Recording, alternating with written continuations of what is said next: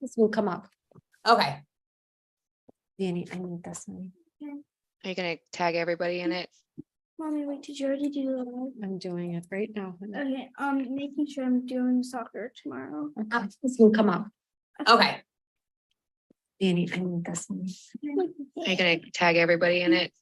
Mommy, wait, did you already do that? I'm doing it right now. Okay, making sure I'm doing soccer tomorrow. This will come up. Okay. Danny, I need this one. Hold on, let me just make sure that it's streaming. Yes. It said I was streaming. Okay. Hold on. I'm looking for it too on your YouTube. Vicky D. All right. All right. Well, good evening, everybody. It is Wednesday evening, which means that it is time for Journey to Self. It is time to take a moment and for us to take a pause and to come together as a community and to explore another aspect of the journey to self. So welcome. This is our masterclass series where we talk about our life journeys and give you the spiritual and practical tools for your individual transformation. Today, we are going to have Chelsey, who is going to be teaching us about dreams and what can we learn from them and when dreams wake you up. I'm so excited. I know so little about this topic. And I think all of us are equally excited to delve into this because this is a little different from what we've done up to now. So we're really excited to expand on the topics that we cover here. Okay. So, as you know, this is a place where we like to share extraordinary stories of everyday people, and we invite you into our conversation. Before we begin, let's do quick introductions. All right, let's start with Laura. Laura, maybe you can wave so that people can see who you are. Good evening, Laura. She is joining us from the West Coast on the Pacific time zone, and she is a transformational coach and a transformational business coach. So she is our go-to lady for all things transformation. Chrissy, maybe you can wave. Awesome. Chrissy is a transformational relationship coach. So she is our relationship guru, and she did an amazing session last week. If you didn't catch it, make sure you check it out. It was all around attachment issues. And then today we're going to have Chelsey on the docket, and she's going to talk about all things dreams. And she is a dreams analysis coach. And I'm Vicky. I am a life coach. So I am so excited to delve in. So what I'm going to do is I'm going to turn it over to Chelsey. Chelsey is going to walk us through. We're going to have about 45 minutes is going to be masterclass, where we're going to really delve into the topic. And after that, we open up the space and we welcome you to ask questions, to give us your feedback, to even come live with us and get coached on the spot. So we are here to be of service to you, and we're so excited to be sharing this evening with you. All right, without further ado, I turn it over to you, my friend Chelsey, and let's dive right in. Hi, thank you. That was beautiful. Yeah, I'm excited for this. So the reason why I'm excited is because it was through my own personal experiences, through my dreams, that woke me up. And what I mean by the topic of tonight is waking up consciously to yourself on an internal aspect, but also spiritually and all of our experiences in dreamland. So I guess I'll start out first just sharing off my experience a little bit. It started about 4 or 5 years ago. I had a dream journal that I was keeping up with, and I'd always had like vivid dreams, weird dreams, and like I would write them down in my diary sometimes. But at some point, about a couple of years ago, I decided I was just having a journal on my dreams. And it really got me going in a lot of circles because it was like really confusing and there was so much going on and it was getting my attention and it was kind of upsetting me a little bit at different points through the journey of trying to sort it out. And like at the time, I really don't know what I know now. So I was, I wish I did, but it's the journey of it, which is funny. But so at times I was sitting there looking at dreams individually and I was trying to dissect them. But one day I was like really looking through my journal on a larger scale, and I started noticing different patterns and themes going on and like progression of flow and stuff. Um, so that's at the point where I started focusing on a large scale.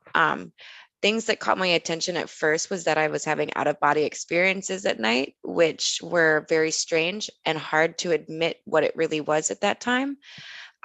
So it got my ego side or my analytical, logical side really trying to explore realms in the daytime, like different studies and books that would get me like, what's going on here?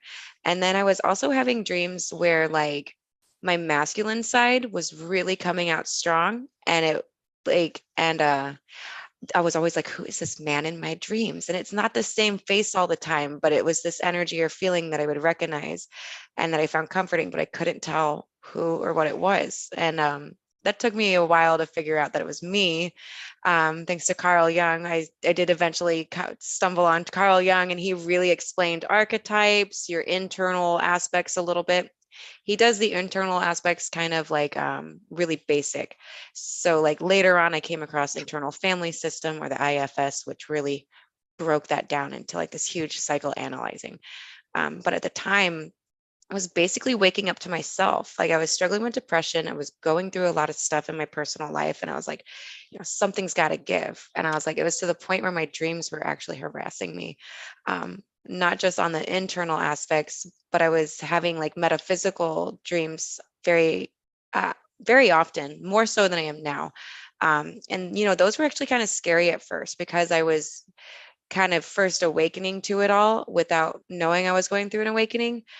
That's why I say my dreams woke me up. It was I was experiencing like demons chasing me around in realms. I had to learn how to use my aura as a shield, or as a, turn into a little weapon to smack them off me and stuff. I got very creative. So like the cool thing with dreams is you can be as creative as you want a little bit. And it was a self-discovery journey, and it was a soul journey. I was having dreams with my higher self quite often, which I consider to be probably like a good part of my soul on a multidimensional aspect. So like your higher self is who you want to become, kind of thing, or embody. And so I always said she was like the perfect me, and I was the one living in the shadows. And she was always like my internal guide, guiding me in my dreams a little bit. And at the time, I didn't really fully understand what that was either. I just knew that I kept having dreams where I was talking to myself physically face to face, but she was glowing. And I had some daytime experiences with her. So I kind of knew that it was something familiar, but I didn't know the term higher self at the time yet. But I could just tell she was the perfected version of me, trying to reach out to me in my, mess of a life at the time. So that I feel like that's internal, but it still feels metaphysical a little bit. So higher self gets a little archetype weird a tad bit. But so is this idea that you're really exploring yourself on an internal level. You're exploring all the nooks and crannies, and the subconsciousness really thrives at night because your conscious aspects are resting. So at that point, it's just like the children come out to play a little bit, or it gets a little crazy. But it's fun because once you really start dissecting and going through it, you realize a lot of these aspects are you, and they all have messages of balance. So it's this internal awareness and waking up to yourself. I also had a lot of dreams at the time with my guides, my grandmother who had passed away, and like angels and demons. So it was a very metaphysical experience too. So it woke me up to spirituality and my intuition and exploring my soul and this journey. So that's why I kind of chose the theme a little bit from my own, because it does wake you up. When you explore your dreams, it wakes you up. And I've seen it in my sessions with my clients. Some of them come to me they know they have a curiosity for dreams, but they're not necessarily spiritual or religious. They're just wanting to explore it, it's interesting. And yeah, a lot of them have become spiritually inclined, or practicing the woo woo, or really embracing their intuition. And, I've got to witness like what I call my poster child, the client that's been with me the longest, is about 8 months now. And I watched him go from an internal family breakdown to like phase 2 of the soul journey, and where he was meeting his guides. They were giving him lessons about his past life regressions, lessons of what was going on planet Earth, and how he was, available to help. And, like saying that some people have been sent here to help out, and that he was one, and they were starting to teach him some special abilities. It gets really wild, but like those would be the metaphysical. So I always break dreams down into metaphorical, which would be your internal family system, and then the external would be the metaphysical aspects of dreams. And it's a wide open door when you explore dreams. So does anyone have any questions, I suppose? Because I know you guys have a lot. So let's make this a conversation where I'm not just talking the whole time. Share stories, tell us your dreams. Let's play. I love that. Let's play. Anybody? Yeah, I have a story to share. So, my dreams actually did wake me up. I mean, I was going through, it was one of the things I was going through trauma at the time, and I did not want to continue on with learning martial arts. Not because I had anything against it. It was just, there was just a lot of stuff interwoven in there, and there was a lot of emotion, and there was just a lot of stuff that I wanted to run away from. So it was actually totally me being resistant to waking up. So it's actually kind of funny, this story, because I had a dream, and it's funny because I remember it crystal clear. Like, those dreams that you just can recall, and it's so vivid, but it made no sense at the time. And now I understand. But the dream was that I was riding like a scooter through space. And I had like one of those helmets on, and I was a spaghetti delivery driver, you guys. A spaghetti delivery driver. Okay. That was my whole job. And a requirement of this job was to learn Kung Fu. And I remember I argued with the whole concept of it. I was like, this is ridiculous. I don't need to learn Kung Fu for this job. Like, is it dangerous? No. Well, then why do I need to learn it? And I remember I would just think about that dream for months and months and months. So now it makes more sense to me, because the whole aspect of Kung Fu is, Kung Fu is life. It really is. So when you're taking the art and you're transferring it into life, there's like this mirror in Kung Fu and everything that you do, wax on, wax off, all the Karate Kid stuff is very true. But anyways, I think that was the most weirdest, most vivid dream I've ever had that was as bizarre as that. So, why it had anything to do with spaghetti, I don't know. I really don't know. It's so wild, isn't it? I have a story, and then I'll have Chelsey kind of answer. It's what I told you guys. I'm going to share it for the audience, and then Chelsey can kind of delve into this. And that's the story I had about like where I had the conversation with. And let me just back up. Like, I haven't remembered my dreams for a while. Like, it's kind of been hit and miss with me, and now all of a sudden, like, I'm remembering them more and more. Like, I woke up, just some crazy stuff. But the other night I had this dream where I went to my friend, who's a friend who I think has some internal struggles and just isn't aware of it yet. And I feel like I feel like it's there. I feel like she'll come around, but it just isn't happening. And so I had this dream, and it was very brief, but I still remember it, where I was talking with her, and I was like, telling her how great she is and how special she is. And I was like, I just wish you would love yourself and know this. And all I remember is seeing, she was just crying, and she was like, I know that I don't love myself, and I don't know what to do about it. And that's really all I remember. And so I reached out to these girls, and I said, okay, hey guys, like, what does this mean? Could my soul actually have been traveling with her soul in the middle of the night and talking? And so Chelsey, if you want to touch on that, I know we kind of talked about it earlier, but Yeah, no, I like that, because I feel like it has dual meaning, because like you already had the concern in daytime, right? And the awareness of it. But the fact that you felt that you had connected with her soul, I think that resonates. So like I always say, whatever the dreamer senses in that is and resonates with is accurate. I never tell someone it's, they're right or, they're wrong or anything like that. So no, I think you definitely did connect it with her soul, and that's quite common. And we do that a lot. Like, so like for me, I've had like random examples. I always say like my cell phone. I don't know why, but my cell phone is something that always does that in dreams. Like I'll sit there and like pull up my phone and look at it in dreamland, you know, because it's something I do all the time. And then all of a sudden I feel like whoever I'm getting a message from in the dream, I connect with almost like a out of body or soul connection. And it's like I'm really actually talking to them. And it's not just because it's something you sense deep down. Like it's hard to explain, but like when you know it, if that makes sense. You know what's an internal dream at the end of the day and like what was you, but then you also know when you experience something consciously outside of your own consciousness. And like, so I would imagine, yeah, you probably did have this moment with her where you were talking about, you know, Or like parts inner like her love and the subconscious self-love. souls were kind of connecting in Yeah. dreamland. And then I happen to remember it. I'm sure I didn't even ask her if she had any dream. Like I'm sure she doesn't remember it because it's, you know, she's still like, she's not aware yet. So anyway, okay. You never know though. I always ask people if I have a dream that strongly, I always kind of low key bring it up. Be like, you Really? know, yeah. Okay. Maybe I'll just have to like I won't tell her what we talked about. Just like low key, You're like like, I she hung dreams out about me with you lately. last night, I'm pretty sure. Oh, it's so funny. So Chelsey, I have an interest. Well, what I think is interesting. I don't remember any of my dreams. I know, so it's weird. I wake up and I know I've been dreaming very vividly.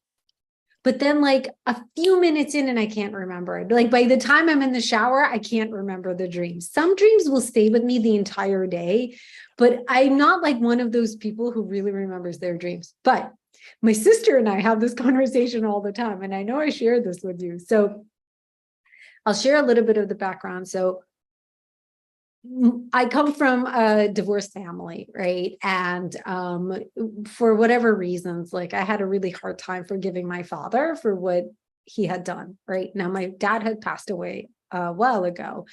And even after he had passed away, even though everybody says, well, you know, they've paid for their sins when they've passed away, you shouldn't hold a grudge. Well, I continue to hold a grudge, right? And so, whereas my sister, she was always really, really close with my dad. And I think she was more forgiving of him than I was. And so she talks all the time. Oh, dad visits me in my dreams all the time. Oh, I see dad all the time. Oh, I see grandma and she like all of their loved ones who have passed away visit her in her dreams. Meanwhile, I'm like, nobody ever visits me in my dreams. No one ever comes to me and has conversations with me, right? Of the loved ones that have passed on. So I'd love your perspective on like, what do you think might be happening there? Is it that I'm truly like not connected to any of my family members that have passed away? Is she more connected? Like, what is happening there? I'm just super curious.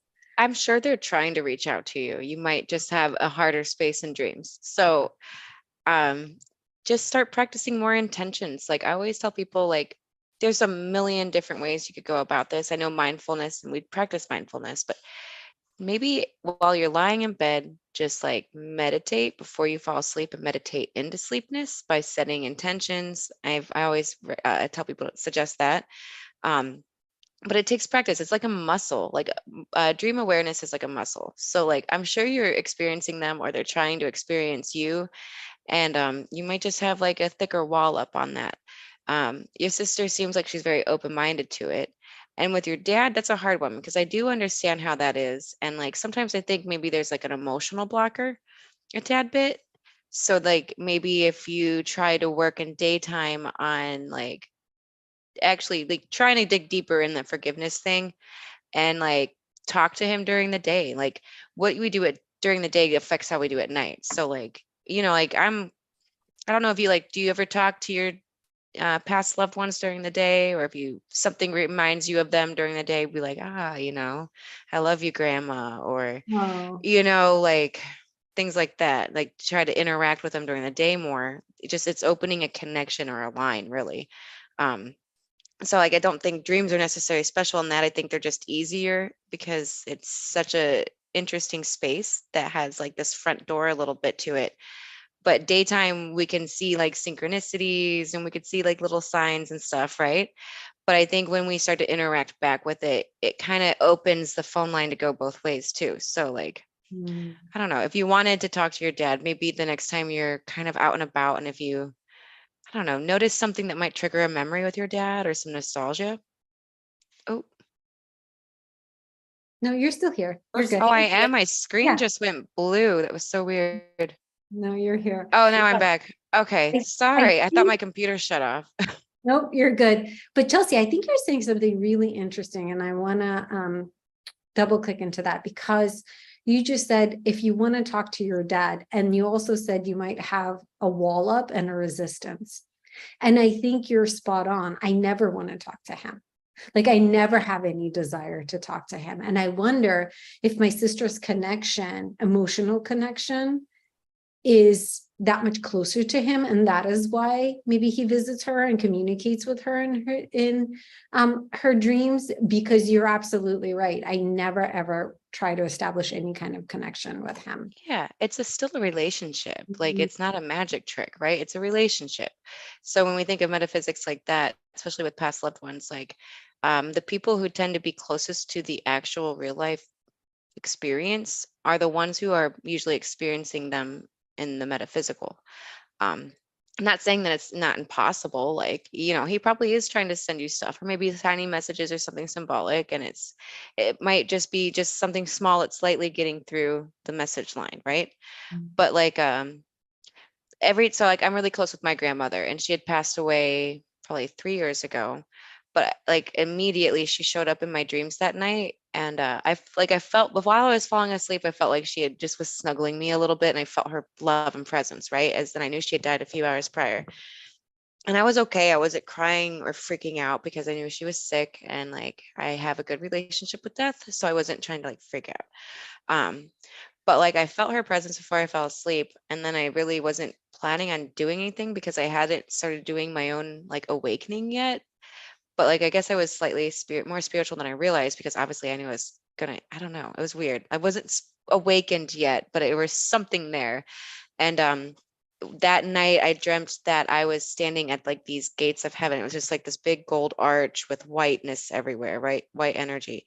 And like she had, or no, she was waiting for me. Sorry, I got that backwards. I walked up to the gate and she's sitting there waiting for me with her hands out, and she gives me this hug.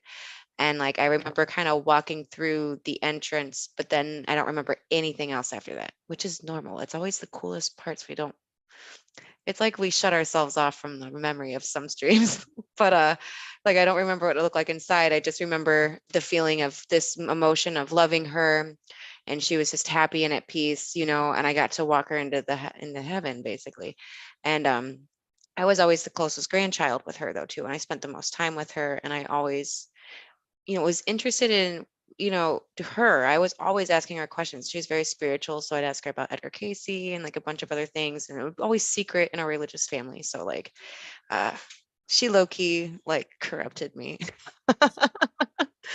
But, yeah, she was good. But, and then I know my sister has dreams with her, and so does one of my other cousins. And as far as I know, no one else does. So I think it's still the way, it's a relationship. And now when she's gone, every time I smell green peppers, I think of her, and I like immediately connect or try to connect with her, or just send her like a mindful text message, like, I miss you, I love you, things like that. Like if it's someone I care about and I want to interact with, I interact with them, not just in dreams, or I don't wait for I don't wait for it to happen. I make it happen in a sense. Like, if it, and then like I had an ex-boyfriend that died probably about a decade ago, and I was in Las Vegas at a trade show, and we were just setting up our booth for the day, and I was done. I was exhausted. I flew in that day, set it up, didn't even get to the hotel room yet. So I went out with a cigarette, forgot a lighter. So all these people were in groups smoking. It was like 2 weeks after he died, and I saw him standing by the semi trucks, like 20 feet away from me, in flesh. Like it was crazy. Like he looked definitely alive. I've never had an experience like that before. And like I went up to him, asked him for a lighter. He did not talk at all. He just sat there and like glowed gold and smiled a lot. And he just looked very like angelic and happy. And I've never had an experience like that before. I talked to him for a few minutes, told him he looked like someone that I was very close to that had died, and he just grinned real big. And he just kept grinning and smiling. And then after that, I never had an experience like that in detail in daytime ever in my life, ever again. So I consider it a gift. But like he appears in my dreams a lot too. And like he sends messages in butterflies. Like so I hear him in the daytime and at night. Not all the time. And like I can go like a year and a half without hearing from him, right? But like I do see how like it's certain I set what I do is I set certain symbolic meaning during the day too to open the line for connection.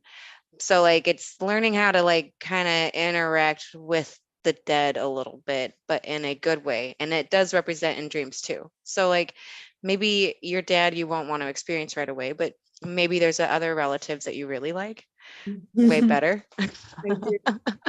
And you can genuinely open your heart up to them to come in. And yeah, I say it's funny because we talk about chakras, and isn't the heart chakra considered the universal language or like the phone line kind of? I don't know, someone correct me if I'm wrong, but No, you're right. I think I've You're heard right. that. Yeah, and it reminds me, Chelsey, for correct me if you have a maybe, or just you might have another perspective on this. But when I first learned how to connect with spirits, I would always ask, like I always wanted a sign from my sister. Why did you die? Why did it have to go this way? And I realized that the pain that I felt when I was trying to connect with her was actually a block, because there's a lot of dense energy on top of the frequency that I needed to get to come up to her level. Because what happens in spirit is they're vibrating at a very high frequency, and we're in dense matter. They're not in dense matter, but we are. And so when people cross into spirit, they have to learn the language to lower their vibration, and we have to lift ours. And so when I first learned to talk, communicate with my dad, he died when I was 16, and I never figured it out until I was like in my late 30s. I was, what I did is I felt the vibration of love, the happy memories. I could hardly find any, but I still needed to find that vibration of love for him and with him. And then ask for a sign, because that is how he got the message, And now I feel like in my dreams, I'm always communicating with people, because I wake up and I remember them and I don't remember them. And I think the remembering doesn't really have a lot to do with whether it's happening or not, because that's on an unconscious level, and our soul is very aware of that communication all the time, even if we don't remember it. But I think in our dreams, if we're meant to remember it, we will. But if there's that emotional trauma or pain that hasn't been healed, then you're not going to remember anything that's going to hurt you. So, for me, again, my instructions were to lift my vibration by thinking about the loving feelings, ask for a sign, say it's okay if you come into my dreams. And you can tell yourself to make sure that you remember your dreams. That's another story I'll share. But when I get back to my whole the dreams waking me up aspect, because they kind of did when I started a dream journal. Chelsey's like, here's my dream journal, and I did it for a while. I actually had to stop doing it because I was getting so freaked out. This is a few years ago. Now I just am like, that was an interesting one. But yeah, I'll share that story here in a bit. Question. And I don't know, I guess, and Chelsey, you can answer this, and or anybody, I guess, really, but so like, how do you, I mean, do we have people, because I've never lost anybody close to me. Like I have grandparents who have passed, but we were never close. I know I have ancestors, obviously, but like my parents are still alive. I was an only child. So how can you connect? I mean, can you connect with like ancestors and even grandparents that maybe you weren't close with? Like, how would you get them to come into your dream? I guess, is there another way, or is it just kind of what you've been saying about like, Yeah, setting intention. And I like how Laura said, like, she gave permission and she was trying to create this connection too. Like, each person's different. I'm not going to tell you it's black and white, but yeah, I just know that setting intention and talking about it does a lot, like consciously being aware of it. okay. I have clients who are like, oh, I don't really remember my dreams. And by the time we make it to our first session, they're like, I had a lot of dreams this week. It's so funny. And they like think it's ironic. And I was like, I think when we put awareness on our dreams or intention on our dreams, we do like, yeah. It, So it that comes would- out like a floodgate sometimes. Yeah, that would make sense because I haven't really, I'm like Vicky, I had not remembered my dreams for a while. I think I told you guys this, like, I'm like, I haven't even remembered, like literally up to 2 weeks ago, I was not remembering my dreams. And this past week, and this is just now like clicking, as we're talking about doing this live right here, we've been talking about dreams. I've noticed, I've been telling myself at night, like, I'm going to remember my dreams. And I've noticed I have started to remember them now. So Yeah. wild. Okay. That's why we're consciously waking up too, Yeah. Okay. to the dreams, to ourselves, Yeah. to just what's going on around us. So it's a conscious awakening, all kinds of awakenings. Oh, all kinds of awakenings. So a cool story to kind of get some different perspective, because we're talking a lot of metaphysics, but working with Okay. guides, because like we all have a guide, and it's, yes, we have our internal guide, but I think a lot of us have like an external guide too. Mhm. So like earlier this year, I was having these experiences with my guides, where they're putting their hands over my eyes, and they're telling me that I had to use my third eye, my fourth eye. Like it happened all the time. And at some point, probably after like 3 months, it stopped, and it hasn't happened again. But now I've noticed while I'm sleeping, like I'm like, my eyes are closed, but I'm staring at like my room, and I'm just like, or the ceiling. I'm just like, feel like I'm seeing with my eyes closed. So it's the idea that like, we learn a lot while we're sleeping. Like Tesla talked about how he learned a lot of things in his dreams that kind of connected dots. So I always say, let the subconsciousness sift through stuff, right? Because it can understand way more detail and less stress than the conscious aspect of ourselves. But we're also learning from our guides too, and like other conscious beings. So like, now I kind of laugh because I was like, okay, I was learning how to view through my third eye. And then when I told someone else about it, he's like, I've been having the same experiences. That's crazy, like almost identical. And I was like, oh, this is a thing. It's crazy that they force you to use your third eye, like force you to practice using your third eye. It's like sleeping, your eyes are closed, but you're seeing. Now I try to practice it more during the day, but not so much because like my life's been a little hectic lately. But like I used to sit there and just like put the intention into daytime and see if it happens over time. I don't know, it'd be cool. But no, now I have like this digital alarm clock I like to have next to the bed. This match up the time to see if what I'm staring at is not just a visual memory, but actually current time.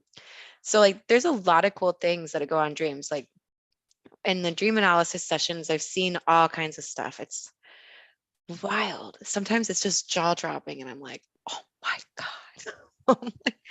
Can you It is explain a little wild. bit? And I don't know unless anybody else wanted to touch on that, but what exactly, because I guess I don't even really know, a dream analysis coach, like what does that entail? Like when you have clients, like do they tell you your dreams and you help decipher them? Like how does that work?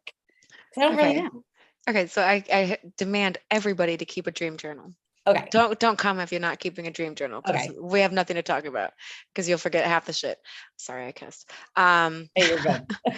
But so we keep the dream journals. I don't just interpret one dream, I interpret all the dreams. And I always say each dream is a tiny puzzle piece that creates a larger picture. So they all flow together, and like, so I'm sitting here taking one dream, dissecting the flow or whatever that would mean. And then we're like, and of course, I'm not telling them what it means, but like I have a good idea. But I get to know them well enough where I can kind of get in their head too, which is funny because I feel like sometimes it's just weird getting in people's head like that. But I'm learning their personal symbolism, trying to understand what's going on with the internal family system, what's the insecurities and all this, and how it represents in the metaphysical experiences or the soul journey aspect too. So like we get in some very in-depth conversations. I spend the first 45 minutes usually trying to do the dream analysis, picking out the parts. We tend to notice patterns from the internal family system. We take note on things that are metaphysical. And then we also, anything that I can't figure out at the moment, or that just seems up in the air, we put it on the back burner because it usually pops up again later. So we just allow room for that to evolve. So like it's to the point, like if you work with me for a couple months, we'll end up like scrolling back to like a couple dreams past, and we'll be, if there's something going on in the current that's resembling a pattern, we'll go back to it. So there's like a lot of patterns, and each person's patterns are different. It could be color coded. It could be like this feeling. Oh, It could be a color-coded. specific symbol. Like everyone's unique with how they're, so it takes a lot to get it known. Only Wow. once have I showed up in one of my clients' dreams, and it was the one that's been with me the longest. We were working on his feminine and masculine side, and we were tracking patterns from his feminine side, which would be like intuition, which we already had the intuition popping up as like a blue phoenix. So it was like very creative, right? And then you had the two wolves, the feminine, the masculine, the inner child. And then it was funny because we were making jokes about how his feminine is always a redhead, and we're like, don't push the red button. And apparently I showed up in his dreams and I said, push the red button, and then I disappeared. Oh my gosh, that's hilarious. And I said that's funny. I was like, you should push the red button. It's like letting it loose, kind of like getting your feminine nature a bit out there in the sense of creation and all that. But yeah, it gets really fun. And then we like people are trying to understand the difference between the feminine and masculine, how to brace it in the daytime. Even the inner child comes out because we all have inner child, right? So like the inner child has a lot of insecurities, things it wants, things it's lacking, wanting. So they all want to have a place in your daytime.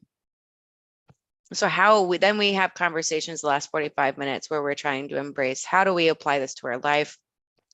Sometimes we're talking deep concepts to help like the ego ease into it.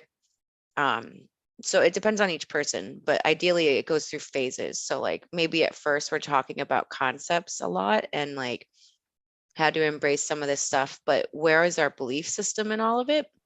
So usually working with the ego a lot and in trying to get it to ease into the subconscious aspects that is exiled, as well as kind of challenging its reality.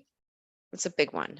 So we talk a lot about perceptions of reality in my sessions too. And like, it gets fun. Like, I'm not telling people what to believe or do, or, it's a teamwork effort. And that's something I always say, it has to be teamwork effort. By the time you leave me, I want you to be able to do this yourself, and yeah, it's fun. It's a lot of fun. We explore a lot of concepts and things and some really deep conversations. Yeah. So one of the experiences that I had, I don't know if it was Jose Silva. I can't remember. It was like maybe getting help from the other side. It was some book, and it had like the instructions on how to it wasn't getting help from the other side. It might have been Jose Silva. Anyway, he just uses the power of the mind to do things. And I was going through a really hard time in my career change because my job was very logical. I did legal writing for years. I was an empath though, so I had to like merge these two parts of me. It was very hard to do that because legal writing is not emotional, and then it is in certain spots. So it's like you turn it on, you have to turn it off. You turn it on, turn it off. So anyways, I was changing my careers and I was trying to be a coach, and I was so frustrated over the process. I was like, I want to do this. I want to do this. I want to do this. So I tuned into my dreams for help, and I'm like, well, and my instructions were to demand that I remember them and ask for guidance and to write them down every day. So I did that. Oh my gosh, you guys, every morning I'd wake up and I was having a dream about being pregnant.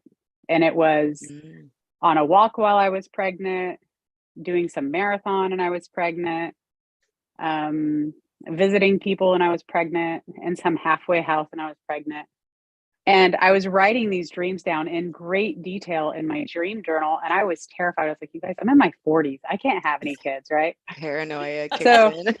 yeah, so I was like, I have to stop this. We're not doing this. I'm too old for babies, because that is the literal concept that I didnn know, but I was like, if this is literal, I can't do this. This isn't my calling.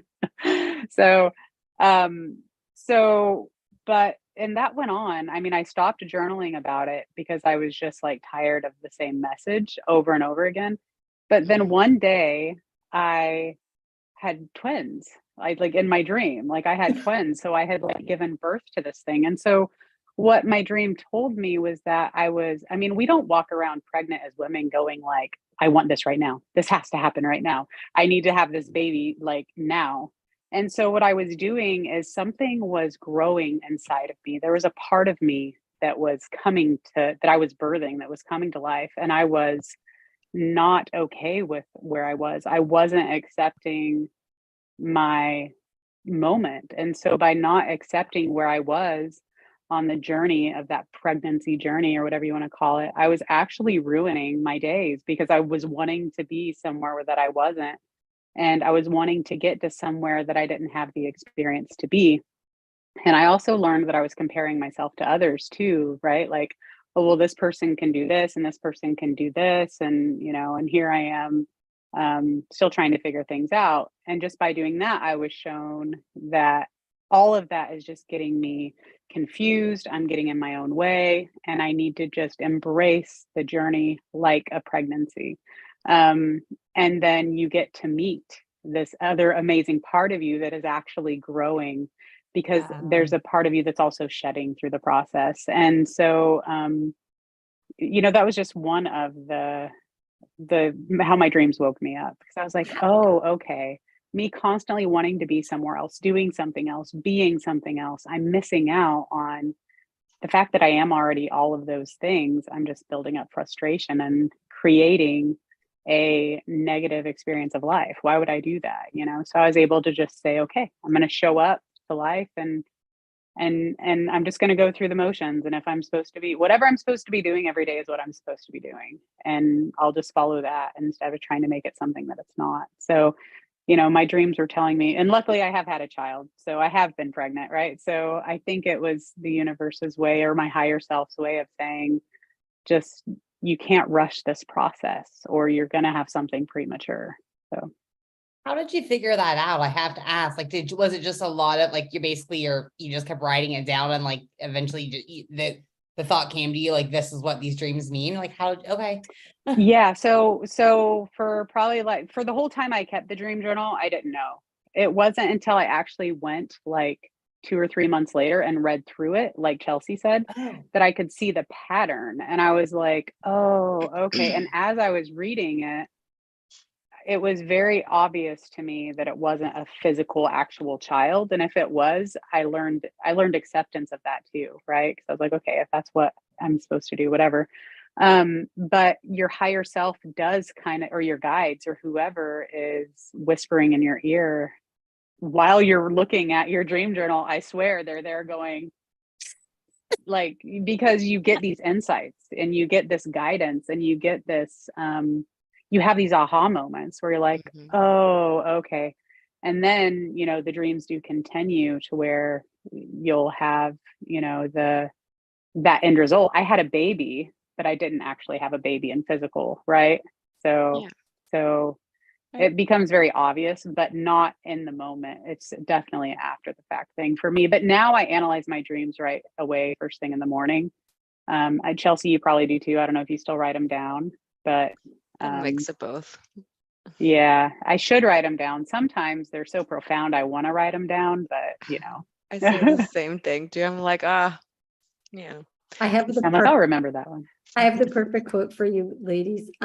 So I love Eckhart Tolle, and so he posted today, and he said, "Forget about your life situation and pay attention to your life. Your life situation exists in time. Your life is now. Your life situation is mind stuff. Your life is real." Yeah, I love that. It's beautiful. And it made me think of that as you were talking about, right? Because, I feel like, in some realm, I think Laura and I are twins, because like she's talking and I'm like, oh, I can relate to that feeling. I know exactly how that feels. So when you were talking about like, I'm not where I want to be, I need to be somewhere else, right? I think I was sharing with you about the whole overwhelm thing.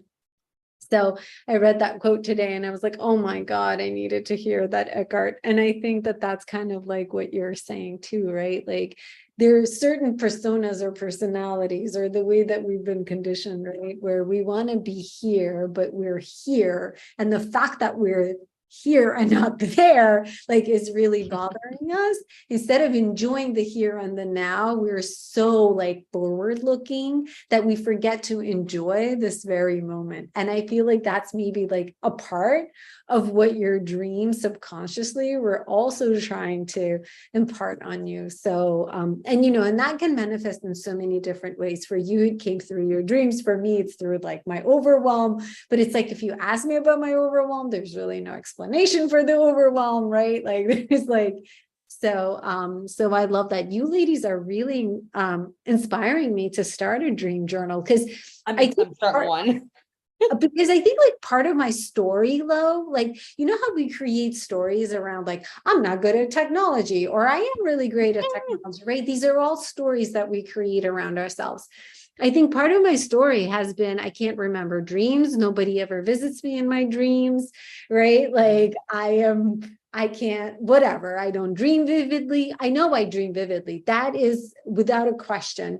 But I think part of the story I've created is that I can't remember my dreams. So I'm literally going to take a little notebook tonight and I'm putting it down. So can you, for those of us who are novices, how do you propose we do this? So we wake up and we immediately write it down? Like, how should this whole, like, help us walk through how we would go about starting this journey?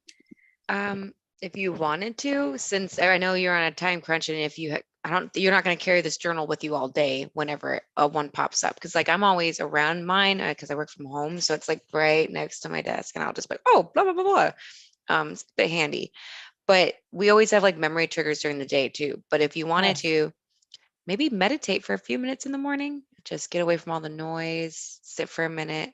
Of course, when they're fresh on the mind, you want to jot them down. So maybe jot them down and then meditate, or just mix some meditation with it. Meditation is a good one to try to access through the dreams, especially if it's like a little fuzzy and you remember bits and parts of it and you want to try to bring up more. You could try to like reenact it or go back into that dream a tad bit and see what other things come about. If it be a feelings, like feelings are a big one. She's getting a notebook. I see her right there. She's like, got a notebook. Oh, I'm writing down She's writing this down. Yeah, I know. Seriously. I love it. I love it. So some of the things that you've talked, I'm seriously, like, I'm going to take action on this. So some of the things that you talked about was like set intention at night, right?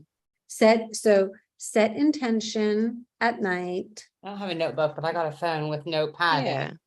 And like just lay in bed and comfortably meditate and fall asleep even. Then I used to do that when I was trying to really set an intention for something very specific. I would do that. Okay. So set the intention at night that you want to remember your dream in the morning. No, you want to have awareness. Have awareness. It's like awareness. I always picture like awareness in dreamland, kind of like a muscle a little bit. It takes a couple good pumps to work out. And then and would it help to kind of to talk to our guides and to ask for that assistance? Like, hey, will you help, like, come visit me in my dream, help me remember? Will that help? Okay. Yeah, always. They are very resourceful. Okay. And I always set a rule for unconditional love contact only. Stuff like that. Yeah, I do. Yeah, I always do. Like, I learned that from Gabby Bernstein way on. Oh, like, did she say that too? See, I came up with that myself. With truth, the highest, what'd she say? Spirit guides of the highest truth and compassion. Truth and compassion. Yeah. I say unconditional love. I didn't know she said that. Yeah. See, I was on a good thing with that one. And she said that you should always welcome them, because they won't, interact with you unless you truly like. Free will is a huge respect thing. Yeah. So I do ask, but I always use the truth and compassion or something, because I don't want bad stuff coming. And I haven't had any bad experiences. It's always been good, but I don't want bad. So I've had the bad. That's why I always said unconditional love only. With unconditional love. That's nice. I'm gonna put that down. Okay. So we set the intention, we ask for, the guides of the highest truth and compassion with unconditional love to help us with having awareness of our dreams. And then in the morning, I am like a hectic mom. So I wake up, I jump out, and I have to start making lunches. Like, I meditate after I get everything done with my kids. So help somebody like me who's this hectic.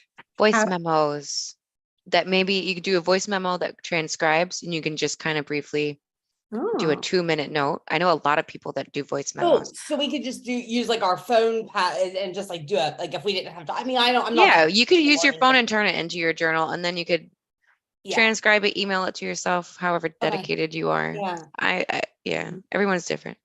But this is like, I mean, I meditate within the first like 15 minutes, 10 if I can. So this is something that we should also do if we can, if we have the time and we're able to do quickly too, right? I mean, why they're there, Yeah. why they're fresh. Okay.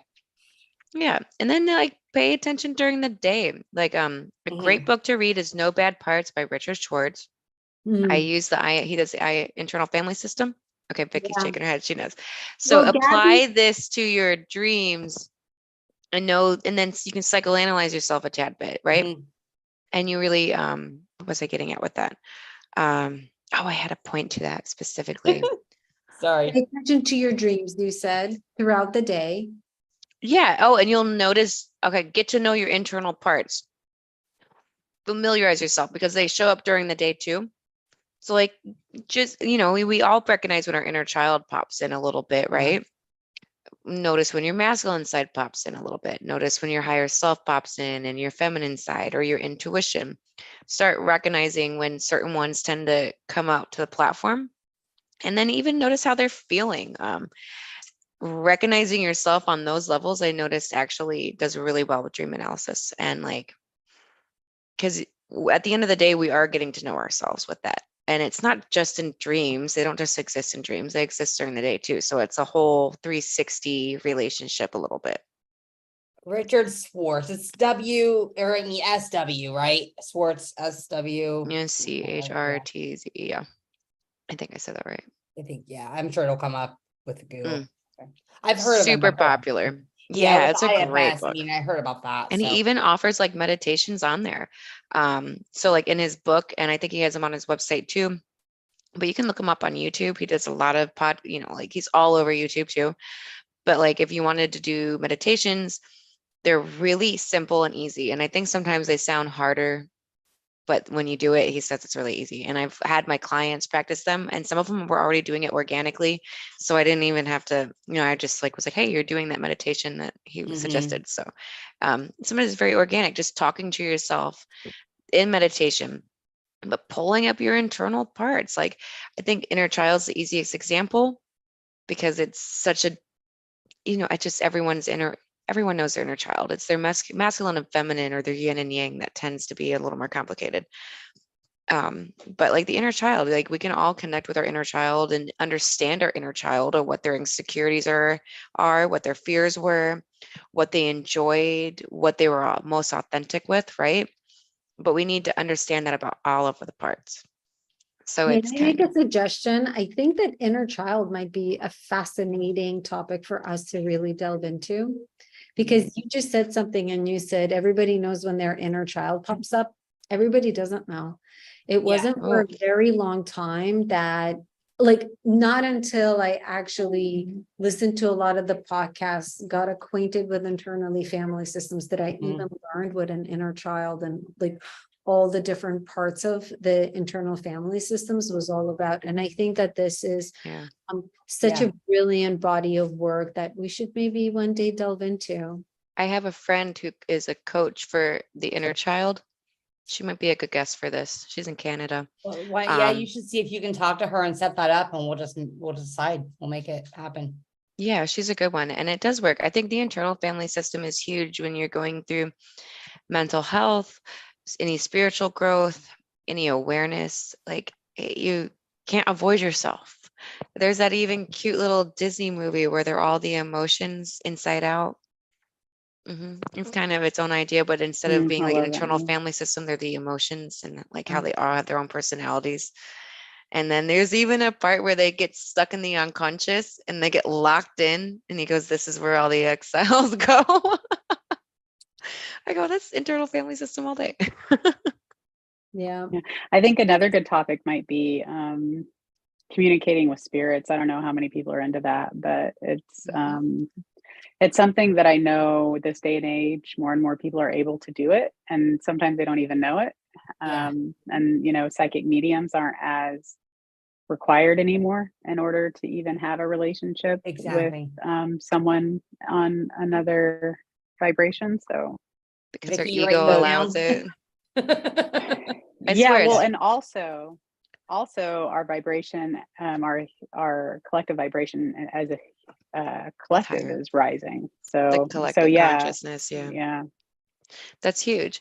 And like at the same time, I think we all have the skill. So yeah, I think it is the mass collective kind of growing too.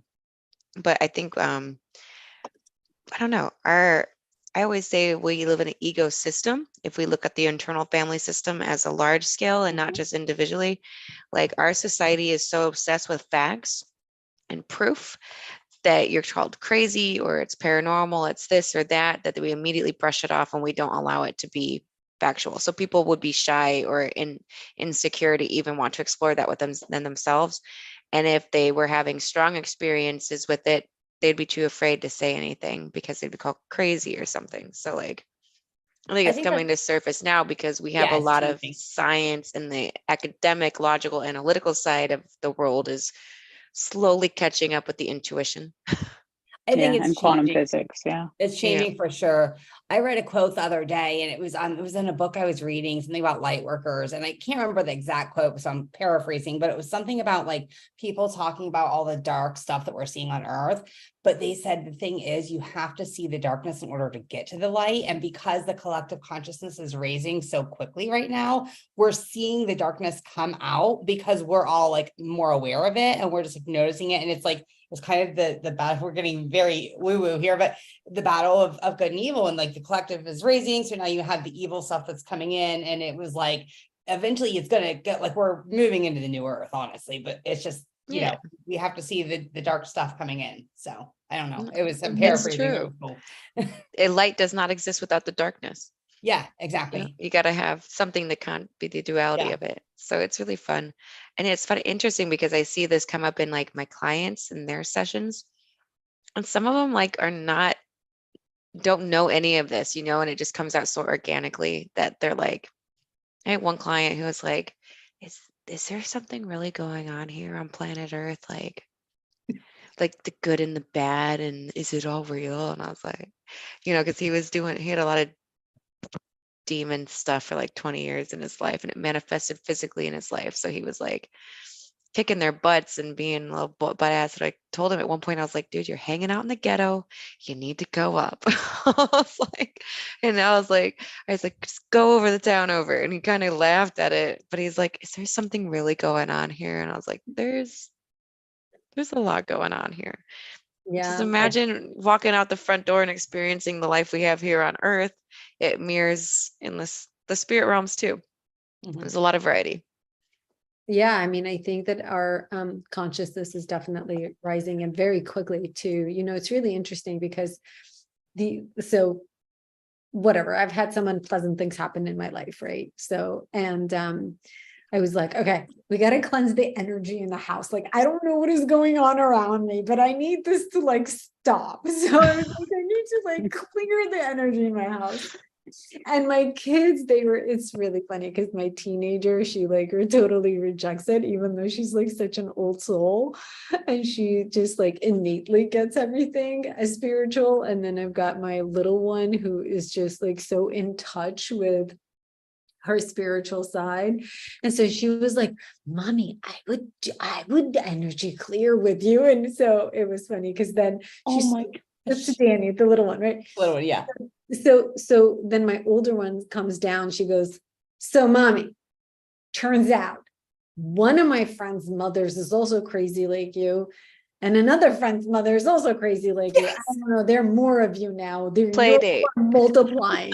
She's like, you all are multiplying. And it was so funny. I was dying laughing. But my kids have told me the same thing. That's so funny. My kids have literally said the same things, like to me, pretty much. Yeah. Really? Sage them all. Sage them. Like your friends are. I bought my sage sticks. I'm like, I don't know if this Yeah. works, but I need something in my life. You get like the big ones, the big sage sticks. Have you seen those? They like go over the top of your car and you can like rope them up and just drive them around your neighborhood. Are you What do you serious? do with that? You burn it Serious? for a bonfire? Sage the whole neighborhood at once?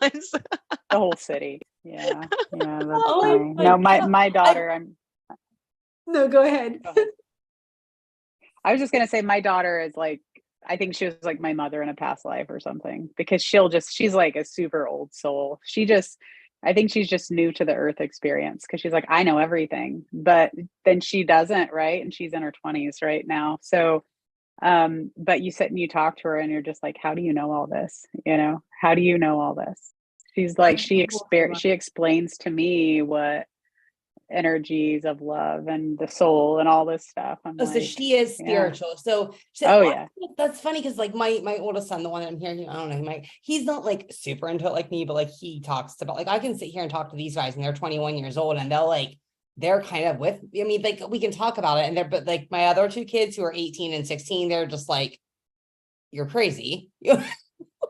You're the crazy mom. And now they're finding out that their friends have crazy moms too. So That's exactly right. That's exactly like what I'm going through. So I bought 3 sage sticks, right? And so I'm like one per child, one for each of us. And so they were kind of like, all right, well, let's do this. I'm like, listen, I don't know if this works or not, but like I can get all the help I can get right now. So like, let's do this energy clearing however we can. But so no, did you do it? Did you do Yeah. it? You Oh my did the God. whole, you did it. Not only did I do that, I did the Palo Santo. I got Did you this. open your windows so they could go Totally. out? It's supposed to, Okay. yeah, A lot of open people windows. forget that part. I I always opened the use Palo- Archangel Michael. I'm always like, hey, come Yes. clean house. Yeah. He does that. So like I was doing like all that I just say be stuff. gone. Yes, Be gone. and like we were and my dog was participating. He was sniffing the stuff. They were like, "Mommy."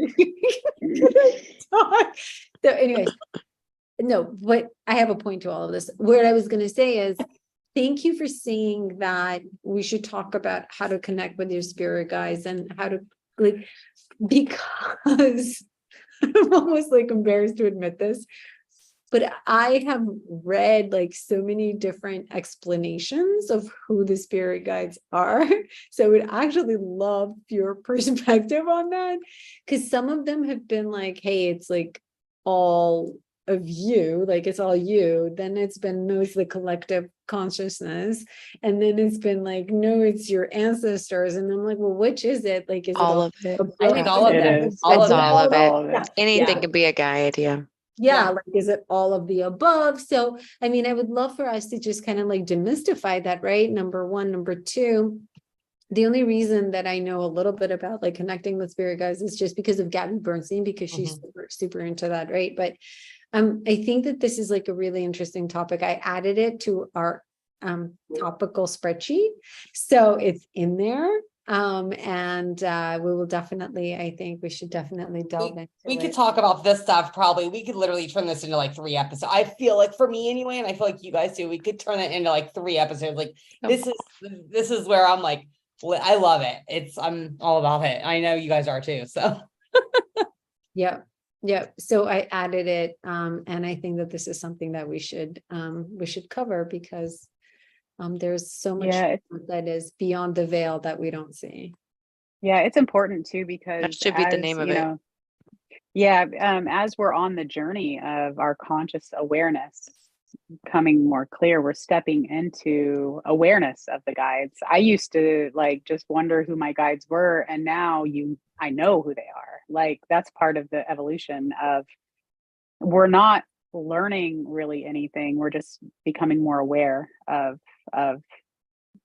that company that we have. And it's amazing when you can actually learn to have the conversations and ask for the guidance. And that's part of one of the reasons why I'm not so scared about life like I used to be. It's like, oh, my guide's got my back, like I'm okay. My ego will just scare me if I let it, but my guides know where I'm going. So I'm just gonna, I say faith it until you make it, right? Because it works for me. So yeah, I'd love to do a talk about that. But getting back to dreams, Yeah, we I just diverged. want to, yeah, just a little bit. The reason I brought up spirits is because there's so many of us who have lost loved ones or will lose loved ones. And I was just going through the dream journal that I made. And I wanted to read this to you briefly before we end, because this is the impact that the dreams could have. I had a friend, her name was Patricia, and she was actually my first client ever that I ever did.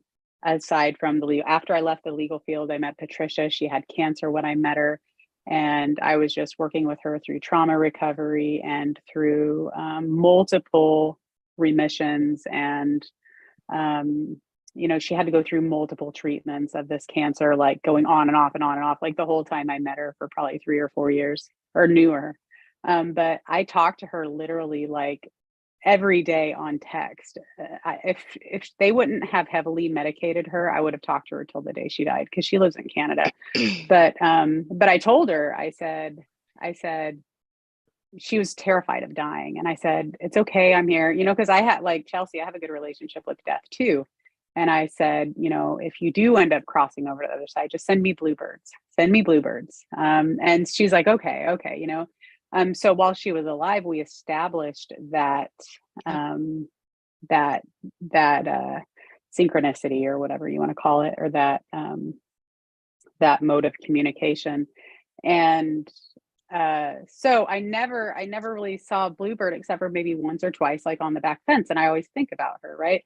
So I was just flipping through this dream journal, and I had gone on a backpacking trip back in August of 2021. She had just died in February this year. So this is actually pretty old. But it said that while I was backpacking that night, I had a dream that somebody asked me how much for a bluebird. I told the lady I didn't know, but I remembered that I had one.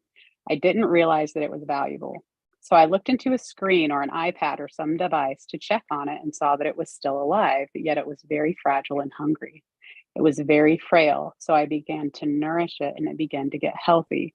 Unfortunately, the bluebird ended up dying. The strange part is, on my way back from the hike, so that was the dream. On my way back from the hike, I saw a lady with a shirt that said "Lessons from a Bluebird." And that's what her shirt said, "Lessons from a Bluebird." I said, I came home and I looked this up on the internet, and the shirt says, "Rise early, spread a little happiness, keep a song in your heart, think spring." I'm going to cry, you guys. "Be colorful, feather your nest with friendships. The sky is the limit." That is So I just wanted beautiful. to share that, because I'm That's like, beautiful. my heart was just like, there's those moments where you just know, right? That you just know, like, that's something she totally would have said to me too. So Yes. that was actually a good find. That was a few years before too. So it was kind of a Mhm. premonition of it all. And you subconsciously said bluebird without much thought, probably because it was already built into you knew. Yeah, exactly. And I just That's picked this freaking up today to show you guys. I was like, I know I have a dream journal somewhere. I recommend everybody have one. So yeah. Yes. You learned so much. I got cold chills. Like, I That's literally, when you said amazing. that, my arm, goosebumps everywhere. Sorry, This go is ahead. why I love dream analysis. Coolest freaking job ever. Okay, I just added one more topic to our spreadsheet. I'm sorry, it keeps growing, but for whoever is listening, please know that we're going to have so many topics that we're going to be covering on our Never enough. podcast. It's unbelievable. But I think it's going to be really interesting to talk about like signs and synchronicity too. Yeah. Mhm. Because as you're talking, so I can't believe what you just said. And I'll tell you something really interesting. So your story like totally gave me goosebumps, but it took me back to, so I had been resistant to getting a dog for a really, really long time. So my daughter is 11 years old, and for 10 out of the 11 years, ever since she was able to speak, she's been begging me for a dog. And finally last year, I caved in. So COVID was over. We were back in the office, and then I agreed to getting a dog. Perfect timing. You can all see the logic and the way I function. But I was on a run, and we found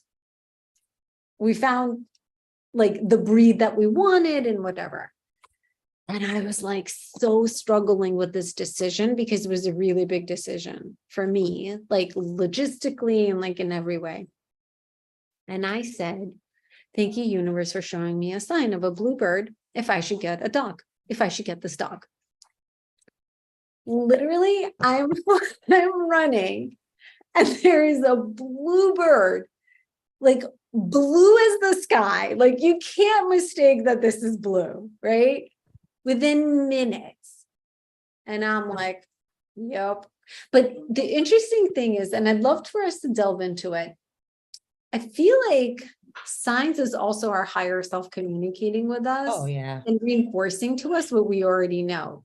There was an element, there was something in me that was already convinced that maybe a dog was a really great idea and something that would be good. But it's almost like I needed that reinforcement. And so I asked for the sign and I got the reinforcement, and it was almost like a permission and a green light for it, right? It was like that great, so I'd love for us to maybe explore signs too, and how do you work with signs and how do you Oh, communicate? we need to do it.